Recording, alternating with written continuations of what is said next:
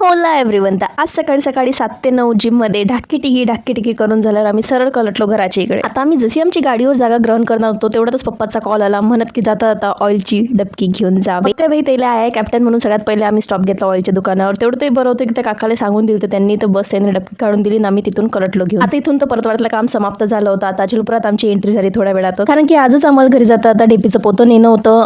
9 वाजता तर आपली दुकान उघडायचे राहिले परतवाड्यातले, म्हणून इथे यावं लागलं आम्हाला. इथं आमचं जसं आगमन झालं तसंच आम्ही काकाजवळ गेलो, त्याला पटापट पैसे दिले आणि झटकन गाडीवर पोतं टाकायला लागला. आम्ही पटकन इथून कलटलो कारण की ऊन लय होणार होती आणि आमच्या अजून लयसर काम बाकी होतं. A few moments later. निजामपूरच्या कॉर्नरवर आम्ही जसं आमच्या स्पॉटवर पोहोचलो तिथं आम्हाला ट्रॅक्टर दिसलाच उभा आणि मग तिथे तो मधू दादा प्रकटला. तेवढ्यात त्याला नाश्ता दिला, त्याला ऑइलची डबकी देऊन दिली आणि आता आम्ही सरळ निघालो शेतात गेलाच आप्पाला आवाज दिला, पण आप्पाला काही आवाज गेला नाही. तर आप्पासाठी डब्बा आणला तर तोही त्याला देऊन दिला. सरळ मग घराचा रस्ता गाठला कारण की मग भुगावले जाणार लय सारे काम आहे. तर बस अभी केली इत्ताही बाय.